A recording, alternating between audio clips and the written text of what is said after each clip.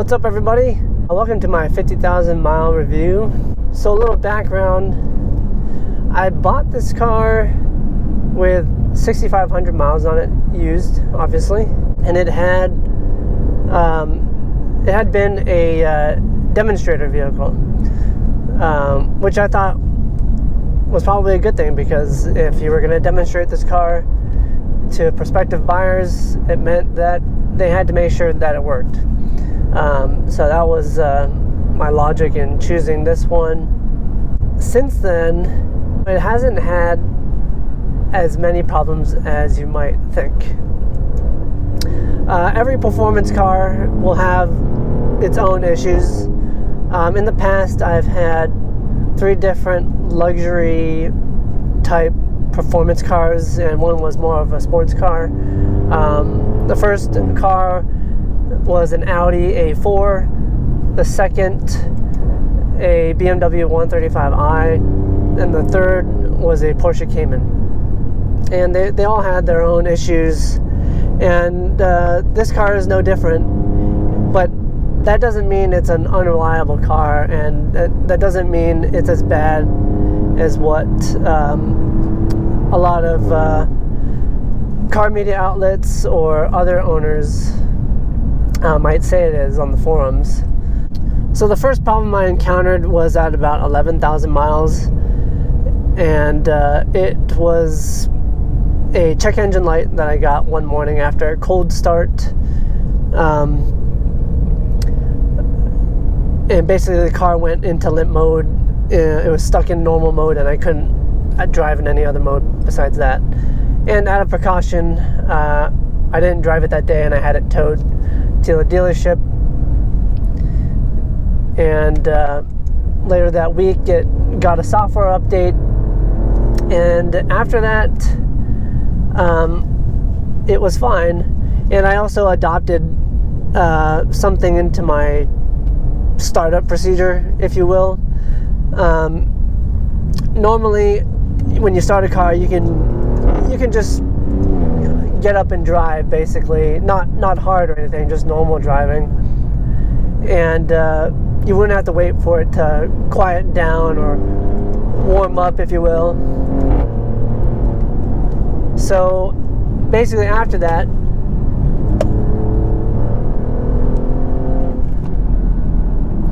hang on, let me just get through these turns. These turns are some of my favorite series of turns here on Highway 33.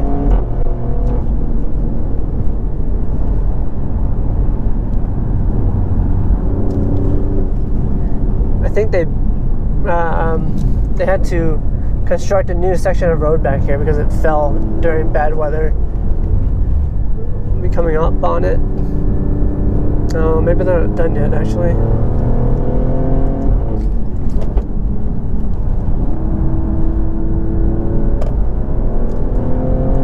Oh, they are done. Here it is. This is a new section. I've never been on it before.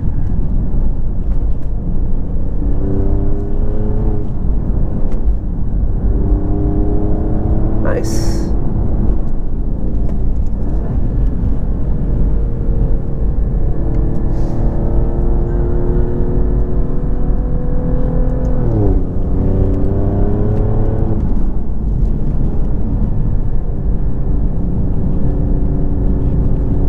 Alright, anyway, back to that original problem. So because the problem happened after a cold start, I got a little timid, and I decided that every time I started the car, I wouldn't drive off immediately, per se. I would basically wait for the cold start to quiet down before putting it to drive, and then also I would keep it, from then on forward, I keep it in normal mode until I get 3 bars on the oil temperature gauge on the bottom left here, just as a precaution and almost basically superstition. And for about 7,000 miles, it was fine. I never experienced the original problem after a cold start. And then I got another check engine light, this time while warmed up driving on the highway, 3 bars on the oil temperature, and I was kind of making a quick pass in A mode. Oh, sorry, in normal mode. I made a quick pass on the highway, and then I went back to normal mode, and then all of a sudden I got check engine light. It was really strange. And same thing happened, got stuck in limp mode. I could only drive in normal mode, and that was at about 18,000 miles. And so did the same thing the following week, took it to the dealership for a software update, and everything was fine.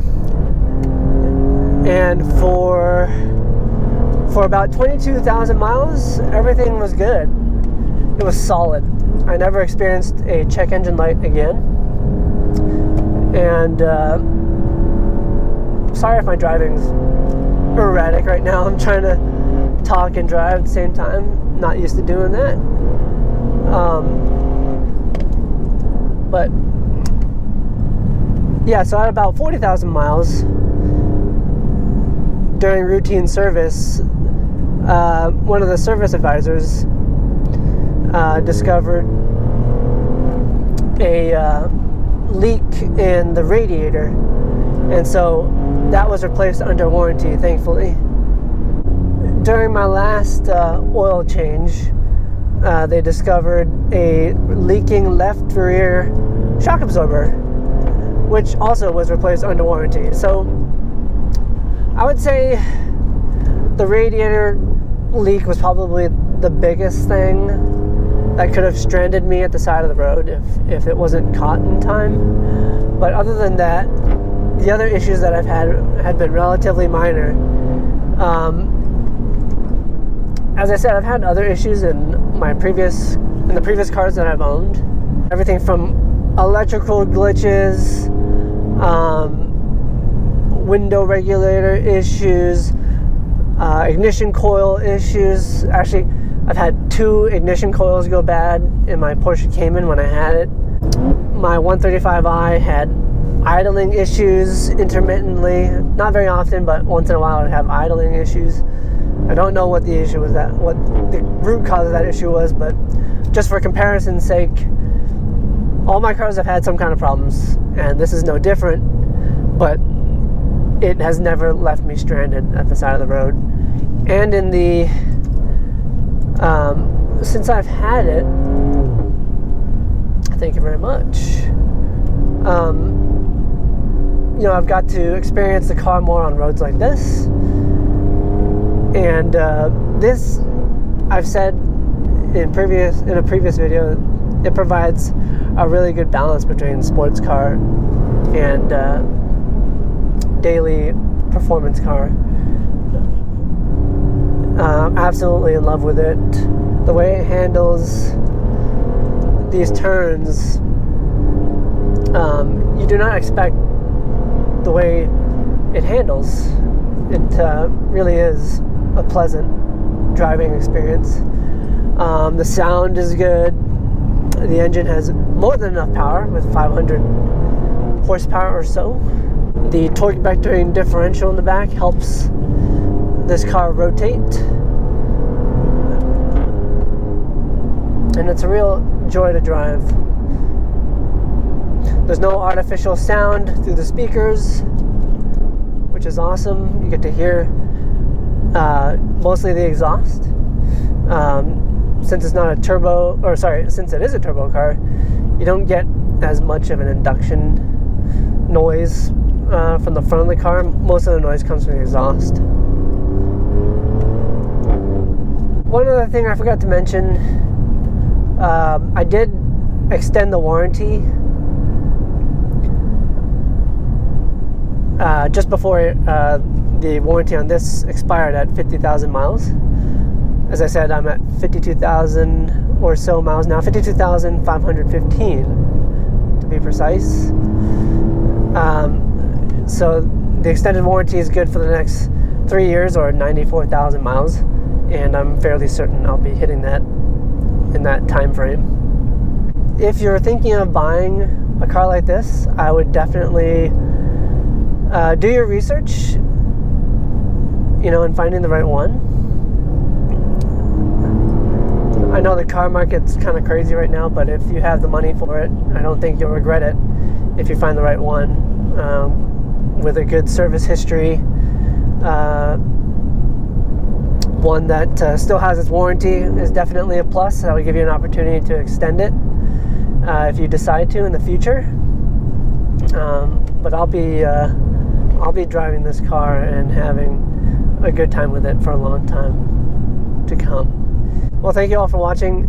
I hope you enjoyed this video, and hopefully I can get to more decent driving once this Ford Explorer gets out of the way. Enjoy. It is absolutely beautiful out here.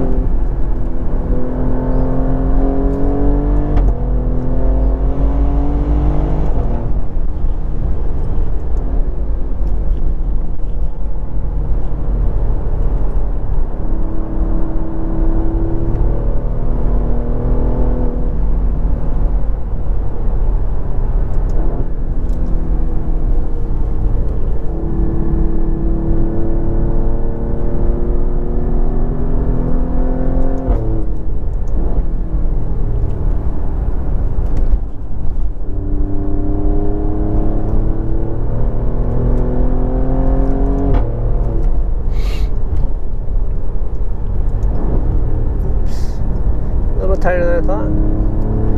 I'm just using about 50 to 75% throttle because this car is just way too fast in a straight line. I'm very rarely getting on full throttle here.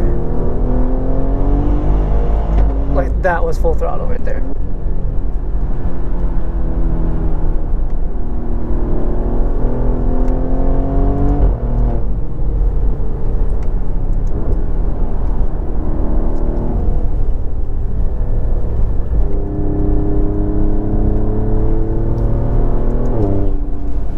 Coming up, cool off a little bit.